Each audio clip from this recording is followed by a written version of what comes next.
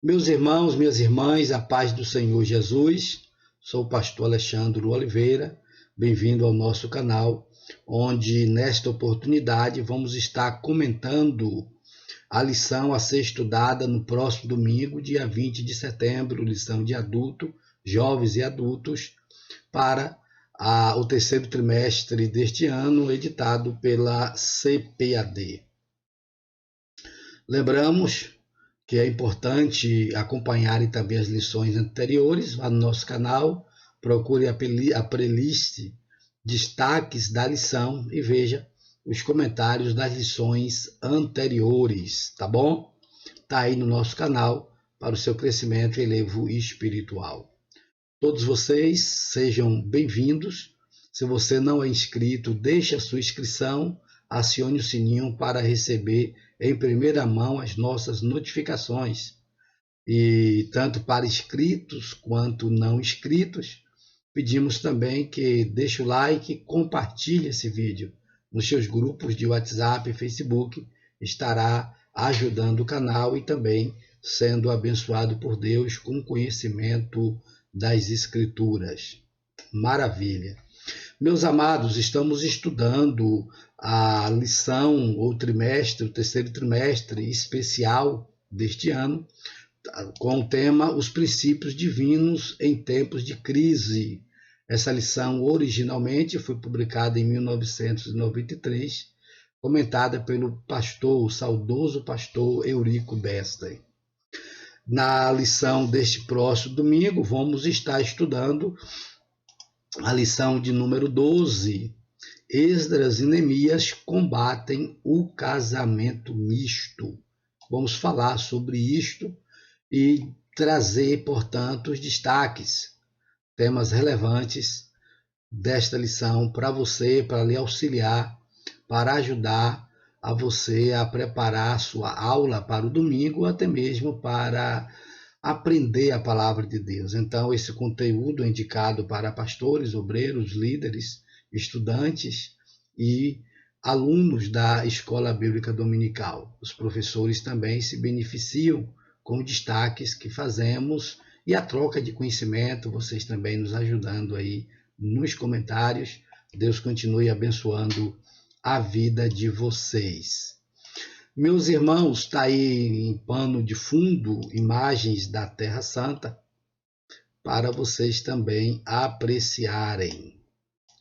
Maravilha! Lembrando de deixar sua inscrição, ativar o sininho, compartilhar, tá bom? Deus abençoe no nome do Senhor Jesus. Vamos para o conteúdo da nossa lição. Apresentar aqui para vocês na tela, está aí, lição de número 12, Esdras e Neemias combatem o casamento misto, a ser ministrada no domingo próximo, dia 20 de setembro, que também é o Dia Nacional da Escola Bíblica Dominical. Então, parabéns para você que é aí estudante da Palavra de Deus, para você que é professor, que é obreiro, que é superintendente da IBD, que é pastor local, superintendente de igrejas. Deus abençoe a sua vida, a sua família, no nome de Jesus. E feliz Dia Nacional da Escola Bíblica Dominical. O texto áureo da lição, vou destacar para vocês, segunda carta de Paulo aos Coríntios, capítulo 6, versículo 14. Não vos prendais a um jugo desigual com os infiéis, porque que sociedade tem a justiça com a injustiça? E que comunhão tem a luz com as trevas? Meus amados, por que o crente não deve se relacionar amorosamente com alguém que não partilha da mesma fé? Porque o crente não pode, por exemplo, casar com descrente ou de aqueles que professam outras religiões ou credos. Por que isto? Porque o ensino bíblico, porque a igreja, porque a liderança, ela instrui, ensina os seus membros e o pastor, as suas ovelhas, a não se entrelaçarem, a não constituir casamento com jugo desigual. Um dos fatores está aí, a recomendação que Paulo dá. não vos prendais a um jugo desigual. Por quê? Porque a partir daí pode ocasionar conflitos, brigas e dificuldades. Vamos abordar mais isto aí no decorrer da nossa ministração. Veja a verdade prática, vou destacar aí na tela para vocês também. O lar foi instituído por Deus para ser uma bênção, desde que seja observada a orientação divina na sua formação. Os irmãos sabem que Deus uniu o homem com a mulher e desta união forma-se a família, e os princípios bíblicos, então, para a família é que este casal, essa nova família constituída, possa adorar o mesmo Deus, possa viver debaixo das leis, das orientações, das doutrinas do mesmo Deus. Então, é importante entender o casamento e o relacionamento conjugal amoroso na perspectiva de Deus, na perspectiva das Santas Escrituras. E é isso que vamos avaliar aqui. Aí está a leitura diária, de segunda a sábado. Pause a tela e veja, por gentileza. Aqui nós temos a leitura bíblica em classe, vou destacar um pouco mais para vocês. Está aí, livro de Esdras, capítulo 9, versículos 1 a 4. Neemias, capítulo 13, versículos 23 ao 26. Capítulo 9, versículo 38, capítulo 10, versículo 1, 29 e 30. Vocês pausam a tela, pode pausar a tela e pause a tela e leia o conteúdo da leitura bíblica em classe. Olha, meus amados, vamos começar aqui o comentário da lição, lembrando mais uma vez, e aqui eu vou destacar para vocês o nosso tema de hoje. Esdras e Neemias combatem o casamento misto. O que seria esse casamento misto? Nada mais, nada menos do que a união do povo judeu com outros povos.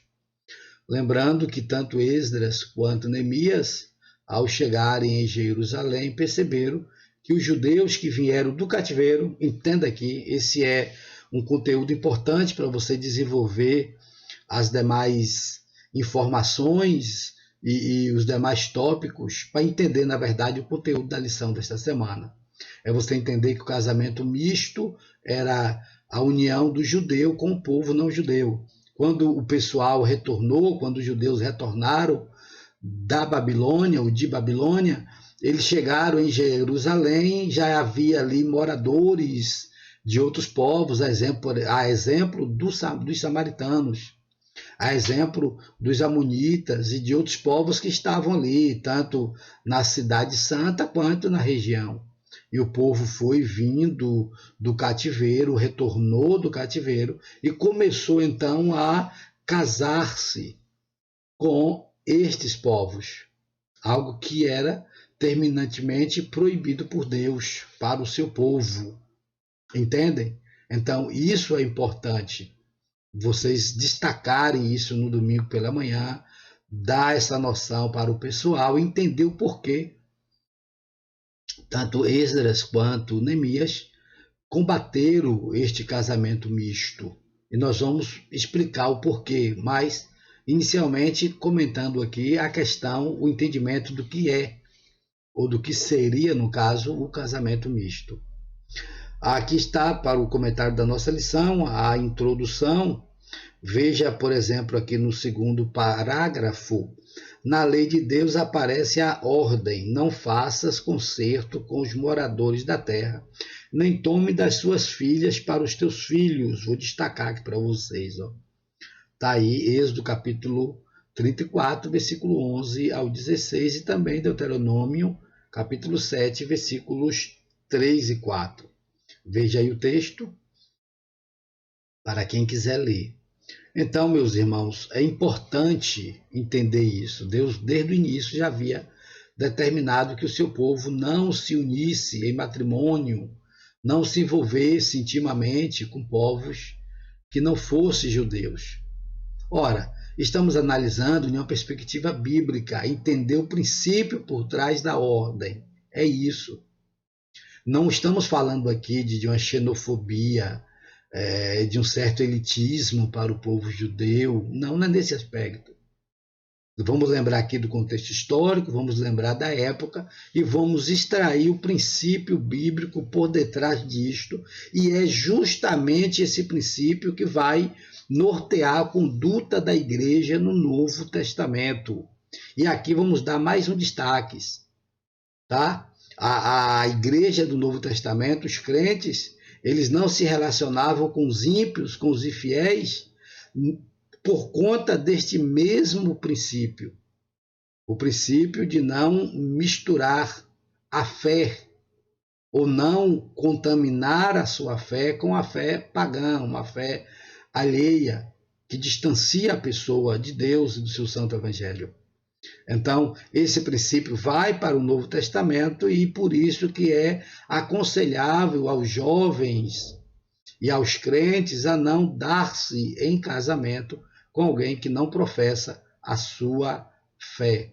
Parte desse princípio lá do Antigo Testamento, que lá foi para povos. Por conta disso que na lição vai estar aí o casamento misto. No nosso caso, cá já é um princípio para a conduta cristã. E vamos descobrir o porquê disto. O ponto central, a união ilícita é um perigo espiritual.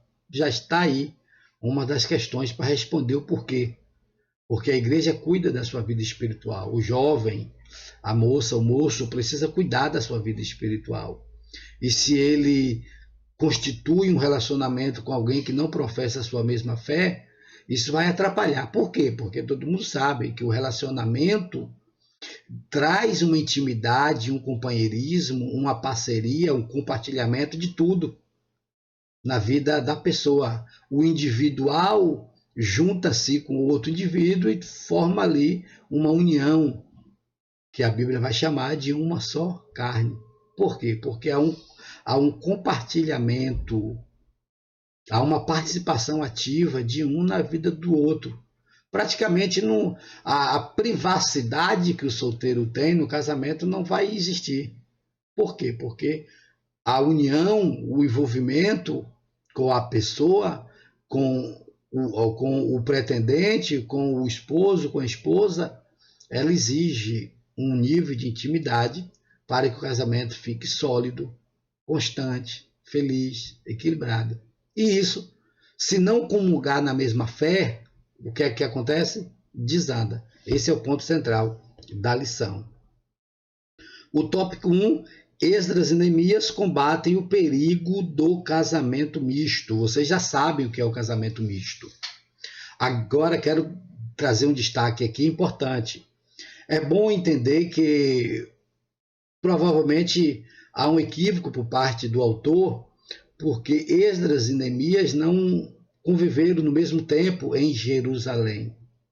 Neemias foi, vamos dizer assim, Esdras foi 13 anos antes de Neemias. Então, primeiro foi Esdras, 13 anos depois foi que Neemias chegou. Então, provavelmente, o que aconteceu? Tanto Esdras quanto Neemias, 13 anos depois, combateram o mesmo mal que o casamento misto. Perceba nos textos da leitura bíblica em classe que dar-se-á tanto nos livros de Esdras quanto de Neemias, que o povo ele cometeu esse mesmo erro. Mantiveram os seus casamentos, mantiveram os seus envolvimentos, enquanto que a ordem de Deus foi o contrário. Então, os reformadores, tanto o governador Neemias quanto o sacerdote Esdras, tiveram que implementar reformas para que o povo realmente viesse a abandonar este pecado, a abandonar este erro. E isso foi importante na vida do povo judeu. Por quê? Porque o povo judeu vai entrar no Antigo Testamento vai entrar no Novo Testamento sem essa questão da idolatria. Esse é um ponto crucial. A união dos judeus com os outros povos levava à contaminação da fé. Está aí o porquê. levava à contaminação da fé. As pessoas acabavam servindo os deuses estranhos, os judeus acabavam pecando. E isso é tratado com Esdras e Neemias, também no período interbíblico, e no Novo Testamento a gente não vê o povo judeu envolvido com idolatria. Vamos para o tópico 2. Perceba aqui, meus amigos, que o conteúdo dessa lição é importante, a gente precisa comentar bem com os nossos alunos na classe, trazer aí os destaques especiais que a lição propõe, que nós estamos trazendo aqui alguns destaques, vocês poderão aprofundar e apresentar na sua classe. Por que um judeu não devia casar com uma pagã? Primeiro, porque Deus havia proibido o casamento misto, como nós já comentamos. Está aí os textos bíblicos para vocês seguirem. Segundo, a história de Israel registra vários exemplos das consequências nefastas do casamento misto. Salomão é um dos grandes exemplos para isso aí. Acabe, a própria história do povo judeu no Antigo Testamento nos dá muitos exemplos de que o casamento misto trouxe prejuízos espirituais quase que irreparáveis para alguns personagens e para o povo de Deus. Então é importante destacar esses exemplos. Como na nossa proposta aqui é só trazer os destaques, não vou estar tecendo maiores comentários sobre este assunto. Terceiro tópico está aqui, a sobrevivência do povo judeu. O escritor coloca que o povo judeu sobreviveu porque ele soube manter-se separado, não haver mistura entre os povos, não se misturavam. Ok. Aqui eu quero fazer uma observação, um destaque especialíssimo para vocês. Vamos tomar cuidado, porque mais uma vez vou dizer, nós estamos estudando uma passagem do Antigo Testamento em outro contexto, em uma outra época, em um outro momento, e que era uma ordem para uma nação, para um povo não se misturar com outro.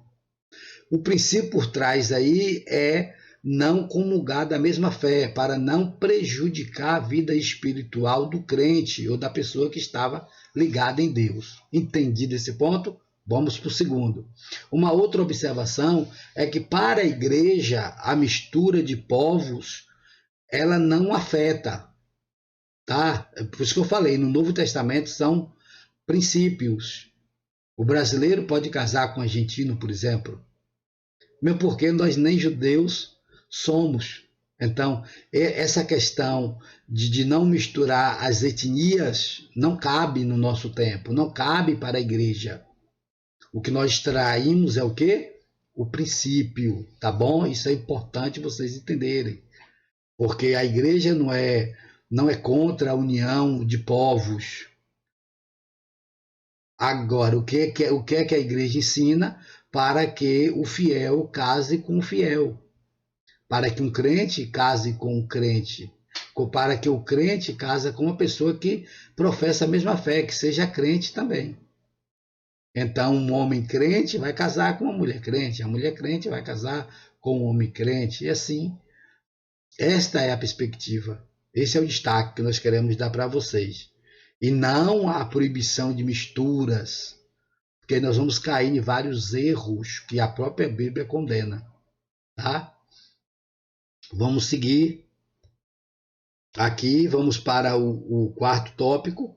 Uma palavra final sobre o casamento dos crentes. É importante esse tópico, o comentarista vai trazer algumas orientações para que o crente tenha um casamento no Senhor. Vou até ler para vocês aqui, ó. A mulher casada está ligada pela lei todo o tempo em que o seu marido vive. Mas se falecer o seu marido, fica livre para casar com quem quiser, contanto que seja no Senhor. O casamento, portanto, é no Senhor. Entenda bem, não é que não pode acontecer de alguns casos que ocorreram, alguém pode citar, sim, mas esses casos são exceções. Ou, aliás, a exceção existe para confirmar a regra. São poucos os casos que dão certo. Tá? Eu estou falando da pessoa crente, do jovem crente, que vai num mundo ou em outra religião buscar um parceiro. A estatística aponta que muitas vezes não dá certo, o percentual é grande, mas tem alguns que Deus, pela sua bondade, permite que seja salvo e venha para o convívio da igreja. Ou até mesmo a pessoa crente, o outro não, consegue viver relativamente bem, mas como não há uma comungação da fé, não há aquele compartilhamento perfeito, que é o que a Bíblia coloca aqui quando alguém comunga a fé. Vão para a igreja junto, vão orar junto, vão buscar a presença de Deus juntos. Entendem? É nessa perspectiva. Então é importante o crente casar, se envolver com alguém da sua fé. E a Bíblia também vai explicar. Nós já até comentamos. Não vos prendais um jugo desigual. Está aqui a segunda carta de Paulo aos Coríntios, capítulo 6, versículos 14 a 17. Tá bom? Glória a Deus, maravilha. Aquilo que nós citamos, vou deixar aqui o versículo para vocês. Ó, Mateus 19, versículo 6, que a Bíblia diz que agora não é mais dois, são um. Assim não são mais dois, mas uma só carne. Portanto, o que Deus ajuntou, não separe o homem. Glória a Deus. O último tópico da nossa lição, espera em Deus, é a orientação que o comentarista dá, citando o Salmo 27, versículo... Aqui, o Salmo 37, versículo 7. Descansa no Senhor e espera nele, não te indignes por causa daqueles que prosperam em seu caminho, por causa do homem que exulta astutos intentos. Tá? Outro texto bom aqui é o de 27, Salmos 27, versículo 14. Espera no Senhor, anima-te, e ele fortalecerá o teu coração. Espera, pois, no Senhor. Meu jovem, minha jovem, meu irmão, minha irmã, espere no Senhor. O Senhor é bom, o Senhor é maravilhoso e ele vai preparar alguém que tem o mesmo propósito, que tem a mesma visão, que tem a mesma fé que você tem. Chegamos ao final, agradecemos a participação de todos e lembrando que na semana do dia 27 de setembro vai ser a última lição do trimestre e o tema vai ser a vigilância conserva pura a igreja. Vamos falar sobre a vigilância e a pureza espiritual da igreja, a santidade que a igreja precisa manter e buscar, tá bom? Deus abençoe a sua vida, Deus abençoe a sua família, Deus abençoe a sua casa, em nome de Jesus.